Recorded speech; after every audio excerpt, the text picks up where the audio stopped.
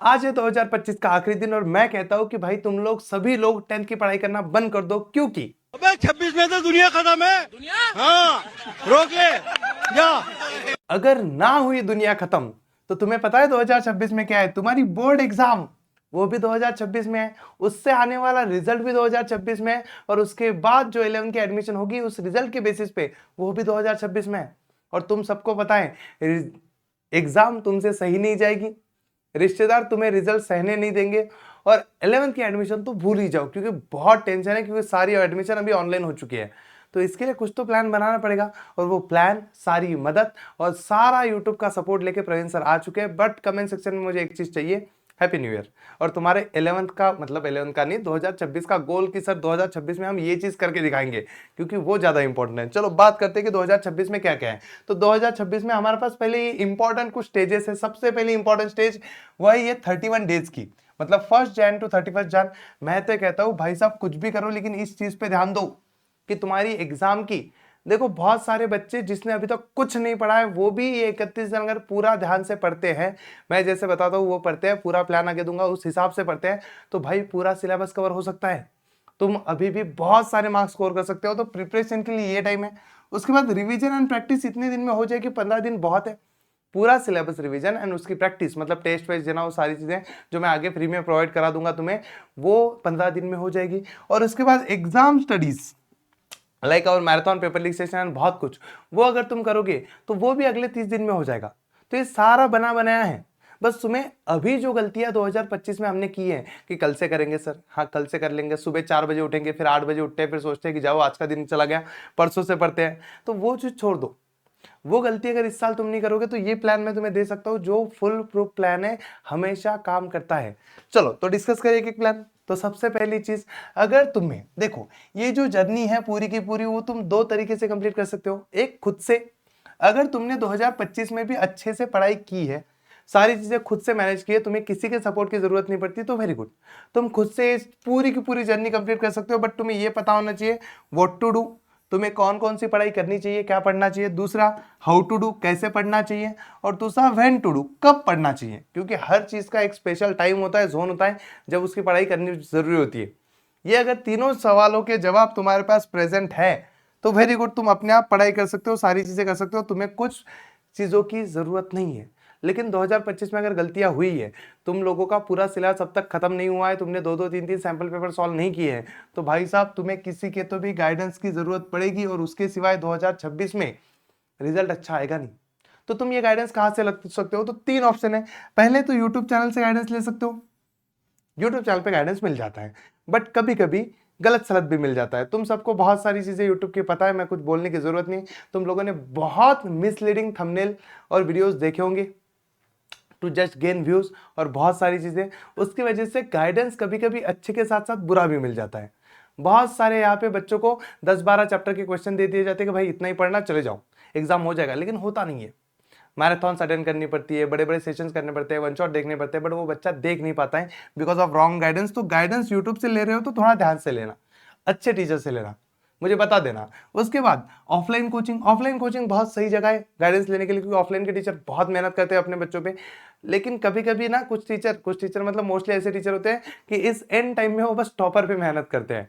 ये बात अगर सच है तो कमेंट सेक्शन में हाँ सर रेड हार्ट तो बनता है, क्योंकि मैं भी टॉपर था, मुझे पता है ऑफलाइन के सर ज्यादातर टॉपर्स पे ध्यान देते हैं, उनको पता है बैनर पे यही लगेंगे, और बहुत सारे बच्चे इसमें छूट जाते हैं। और तीसरी चीज है ये वाली टॉपर्स बैच। अब इसमें कैसी हेल्प होगी सबको पता है और वो मैं आगे बताऊंगा भी, तो सुन लो।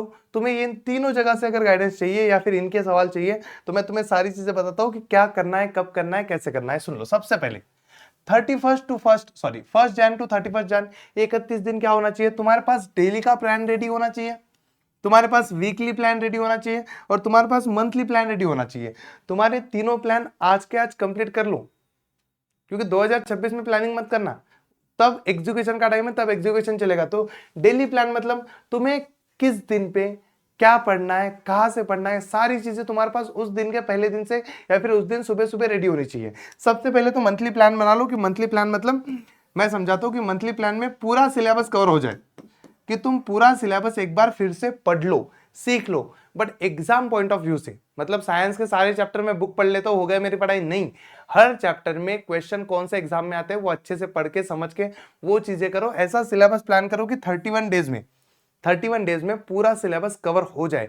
पूरा syllabus means Marathi, Hindi, English, SST, maths, science, सब कुछ पूरा का पूरा कवर हो जाए, ऐसा प्लान बनाओ। उसको फिर वीक्स में डिवाइड करो, 6 दिन का वीक बनाओ, 7वें दिन के लिए रिवीजन और प्रैक्टिस के लिए छोड़ो संडे। 6 दिन में पूरा का पूरा उसको अलाइन करो कि इस दिन मैं ये पढ़ूंगा, इस दिन ये पढ़ूंगा, इस दिन पढ़ूंगा। दूसरी चीज, डेली प्लान बनाओ कि मॉर्निंग के टाइम पे ये पढ़ूंगा, आफ्टरनून के टाइम पे ये पढ़ूंगा, इवनिंग के टाइम पे ये पढ़ूंगा। और बस उसमें तुम्हें ये पता होना चाहिए कि तुम क्या पढ़ रहे हो। ये व्हाट बहुत जरूरी है, क्योंकि मैं बताऊं ये व्हाट जिस बच्चे को पता नहीं है वो बच्चा क्या पढ़ता है, कुछ भी पढ़ लेता है। बहुत सारे बच्चे मैथ साइंस पढ़ते रहते हैं साल साल भर, महीना महीना, और कि मैथ्स में साइंस में बहुत मेहनत करेंगे, मराठी एसएसटी छूट जाता है, लैंग्वेज छूट जाते हैं। तो वो गलती नहीं होनी चाहिए। डेली याद रखो, डेली हमेशा याद रखो, डेली ऑल सब्जेक्ट पढ़ने हैं, डेली ऑल सब्जेक्ट पढ़ने हैं। तुम कहोगे डेली ऑल सब्जेक्ट हो पाए? अभी पढ़ना पड़ेगा, क्योंकि 31 दिन में सिलेबस खत्म करना है। तुम अगर डेली हर सब्जेक्ट को टाइम नहीं दोगे तो होगा ही नहीं। तो थोड़ा थोड़ा टाइम मैथ साइंस के लिए थोड़ा ज्यादा टाइम देना पड़ेगा, मराठी हिंदी इंग्लिश के लिए थोड़ा कम टाइम देना पड़ेगा, बट डेली देना पड़ेगा, तभी ये मतलब पॉसिबल हो जाएगा। व्हेन, तो देखो तुम्हारे पास 3 टाइमिंग होते हैं, सुबह का, दोपहर का और रात का। तो हमेशा याद रखो सुबह के टाइम पे सेल्फ स्टडी बेहतर ऑप्शन है, क्योंकि इस टाइम पे जो तुम्हें लर्न करनी पड़ती है, जैसे साइड से साइंस के क्वेश्चन हो गए, मैथ्स की कुछ प्रैक्टिस हो गई, मराठी हिंदी इंग्लिश का कुछ तो भी हो गया, वो चीजें तुम खुद से लर्न करोगे तो सुबह का टाइम बेस्ट है। आफ्टरनून के टाइम में जैसे लैंग्वेज के सब्जेक्ट हो गए, इसको टाइम दो। जैसे तुम्हारा एसएसटी हो गया, ये आफ्टरनून के टाइम में बेस्ट है। आफ्टरनून का टाइम क्योंकि बहुत लो टाइम होता है, उसमें कुछ नहीं ज्यादा स्पीड भी नहीं होती, नींद भी नहीं आती, कुछ नहीं। आफ्टरनून का टाइम उसे देना चाहिए। और इवनिंग का टाइम होता है, वो इवनिंग का टाइम ना हम बहुत एक्टिव है आजकल, पहले जितने बच्चे सुबह एक्टिव होते थे अभी इवनिंग में एक्टिव होते हैं। तो ये टाइम होना चाहिए तुम्हारे मेन सब्जेक्ट के लिए, जैसे मैथ्स और साइंस, ये 2 सब्जेक्ट के लिए इवनिंग का टाइम होना चाहिए। तो इस हिसाब से अरेंज कर लो कि हाँ भाई मुझे सेल्फ स्टडी सुबह सुबह करनी है, मैं सुबह सुबह अपना जितना पढ़ना वढ़ना होगा, असाइनमेंट जो करनी है वो चीजें कर लूंगा सुबह सुबह 12-1 बजे तक। फिर उसके बाद लैंग्वेज और एसएसटी, उसके बाद रात को मस्त मैथ्स और साइंस को टाइम दूंगा। ये चीजें तुम्हें पता होनी चाहिए। और लास्ट में हाउ मतलब कहाँ से पढ़ना है। देखो बहुत सारे बच्चे क्या करते हैं, अपेक्षित ले लेते हैं और पूरे 31 दिन, ये जनवरी का पूरा महीना अपेक्षित पढ़ने में लगा देते हैं। फिर एग्जाम जब देते हैं बोर्ड एग्जाम की, तब पता चलता है कि 25, 30, 40, 50 मार्क का ही एग्जाम में आया है 80 में से। तो अगर 40 मार्क का 80 में से एग्जाम में आएगा, तुमने कुछ और पढ़ा नहीं है, तो 40 में से जैसे 50-60% मिलेंगे, मैक्सिमम 70-72%। उसके आगे नहीं जाओ पाओगे। अगर 70-72% हमारा गोल था भी नहीं, क्योंकि 70-72% में कुछ नहीं होता इस टाइम पे, एडमिशन भी नहीं मिल पाती। इसलिए याद रखो सही कंटेंट सही जगह से देखना जरूरी है। कौन सी बुक से तुम उपयोजित लेखन पढ़ रहे हो, कौन सी बुक से तुम ग्रामर पढ़ रहे हो, किस बुक से तुम राइटिंग स्किल पढ़ रहे हो, ये सारी चीजें इंपॉर्टेंट है। और इसीलिए ना टॉपर्स बैच में ये सारी चीजें अवेलेबल है। तुमको देखा होगा तो टॉपर्स बैच में ये मंथली प्लान मैंने खुद बनाया है कि जिसमें पूरा सिलेबस खत्म होगा।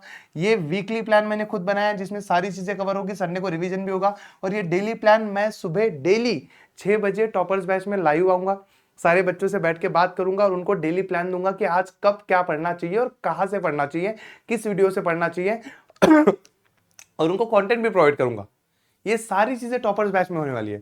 और टॉपर्स बैच की प्राइस कितनी है? 999। तुम अपने बोर्ड एग्जाम के प्रिपरेशन के लिए 999 तो खर्च कर सकते हो, क्योंकि उसमें बिल्कुल एग्जाम पॉइंट ऑफ व्यू पढ़ाया गया है। साइंस है, एसएसटी है, एसएसटी में चैप्टर नहीं पढ़ाया है, चैप्टर तुम पढ़ चुके हो। उसमें एक्सरसाइज में से क्वेश्चन और बुक के अंदर से जो क्वेश्चन एग्जाम में आ सकते हो वो पढ़ाए जाएंगे कि इसको याद कैसे करना है। साइंस के वो क्वेश्चन याद कराए जाएंगे कि इसको याद कैसे करना है।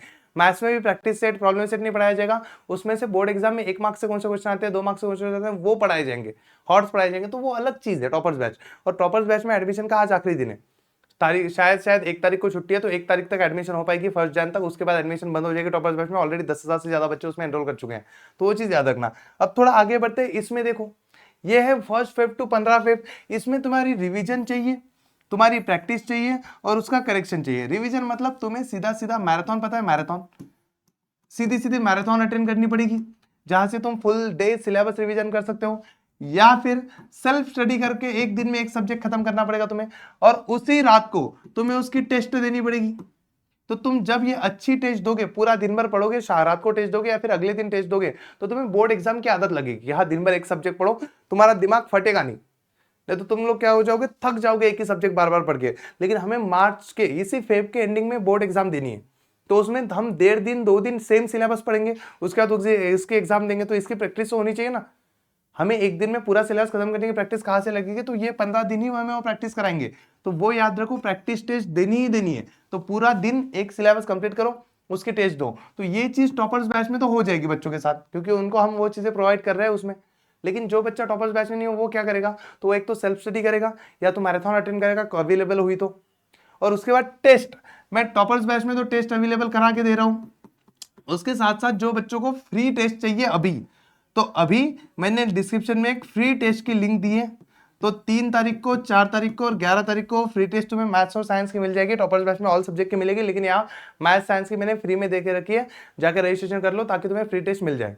तो तुम ये टेस्ट को भी यूज कर सकते हो आगे जाके कि चलो फ्री टेस्ट हम बाद में दे देंगे, अभी टेस्ट देख तो लेते हैं क्या है उसमें। हो गया। और लास्ट चीज है करेक्शन, क्योंकि वो टेस्ट जब तुम्हें चेक करके मिलेगा तुम्हें पता चलेगा भाई मेरा ना ये 4th चैप्टर का 6th चैप्टर के ये क्वेश्चन गलत हो रहे हैं, और तब वो जब चेक होगा तब तुम्हें उस चैप्टर के वन शॉट से या फिर स्पेशल हॉट से या जो गलती हो रही है वो मैं जब तुम्हें समझा के दूंगा वहां से करेक्ट करना है। और लास्ट चीज, ये तीनों चीजें होने के बाद जो सबसे इंपॉर्टेंट चीज आती है वो है एग्जाम वाला टाइम। ये बहुत इंपॉर्टेंट है, क्योंकि एग्जाम वाले दिन अगर तुमने 1-2 घंटे का भी इधर उधर टाइम पास किया है, कुछ भी प्लानिंग में गलती हो गई, तुमने रात के पढ़ने की जगह कुछ चीजें सुबह पढ़ ली, सुबह पढ़ने की जगह रात को पढ़ ली, कुछ मेन टॉपिक होते हैं उस पर रिविजन नहीं किया, तुम्हारे हर पेपर में 5 से 7 मार्क्स कट सकते हैं। मतलब टोटल पूरा पेपर देखो तो 10% का फर्क पड़ सकता है तुम्हारी एक एक गलती की वजह से, और वो 10% का फर्क ना पड़े, इसलिए ये प्लानिंग जरूरी है तुम एग्जाम के लिए जब प्रिपेयर करते हो। तो अगर समझो तुम्हारा मराठी का पेपर हो गया, तुम 3 बजे घर पे आ गए, तो मैं 4 बजे या फिर 3 बजे टॉपर्स बैच में लाइव क्लास लूंगा 3 से 4, और इस लाइव क्लास में पूरी प्लानिंग बताऊंगा तुम्हें कि अगले 2 दिन 3 दिन कैसे कैसी पढ़ाई करनी चाहिए ताकि तुम्हारा पेपर अच्छा जाए। ये टॉपर्स बैच में होगा। तो तुम वो चीज समझो कि ये प्लानिंग इंपॉर्टेंट है, ये प्लानिंग तुम खुद से भी कर सकते हो। उसके बाद फोकस स्टडी, उसके बाद ये चीज नहीं कि इधर से उधर से कहीं से भी कुछ भी पढ़ लिया और चलेगा एग्जाम में, नहीं। हर पैटर्न सेट होना चाहिए कि मुझे स्टार्टिंग में राइटिंग स्किल पढ़नी है, फिर उसके बाद उपयोजित लेखन के ये ऐसे पढ़ने हैं, फिर मुझे बुक में की कुछ चीजें पढ़नी है, सुबह उठने के बाद मुझे फिर से राइटिंग स्किल वाली चीजें रिवाइज करनी है, फिर ग्रामर रिवाइज करते करते स्कूल जाना है और एग्जाम देनी है। तो ये सारी चीजें तुम्हारी फोकस स्टडी होनी चाहिए पूरी की पूरी डिटेल, ऐसे नहीं कि जो हाथ में चीज है वो पढ़े। और लास्ट में राइट कंटेंट। तो मैं पता है, मुझे भी पता है कि तुम राइटिंग स्किल पढ़ने बैठोगे तो तुम ज्यादा से ज्यादा 1 ऐसे 2 ऐसे 3 ऐसे 4 ऐसे मैक्सिमम 5-6 ऐसे पढ़ के जाओगे, लेकिन वो 5-6 ऐसे कौन से हो जिसमें से एक एग्जाम में आए, वो राइट कंटेंट होता है, वो राइट कंटेंट प्रोवाइड करने का काम मेरा होगा। जैसे मैथ्स में हॉट्स, कौन से हॉट्स किए जाए कि वो क्वेश्चन आएंगे, वो राइट कंटेंट प्रोवाइड करने का काम हमारा होगा। तो टॉपर्स बैच में भी प्रोवाइड होगा, लेकिन अगर तुम खुद से उसको ढूंढ सकते हो यूट्यूब पे तो वेरी गुड, अगर नहीं ढूंढ पा रहे हो तो ये चीज सबसे बढ़िया है कि तुम यहाँ पे पढ़ पाओगे, समझ जाओ। और ये सारी चीजें करने के बाद फिर आएगा तुम्हारा 2026 का रिजल्ट, जो बहुत बढ़िया आएगा, और ये रिजल्ट हम सेलिब्रेशन करेंगे।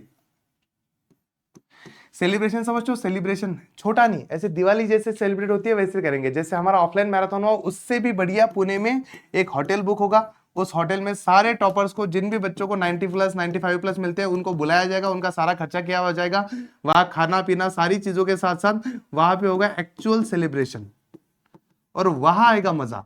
और ये सेलिब्रेशन में सारे टॉपर्स बैच के बच्चों को बुलाया जाएगा, जो बच्चे भी अच्छा स्कोर करेंगे, और मैं गारंटीड बोलता हूँ मेरे साथ चलोगे तो मैं स्कोर ला के दूंगा।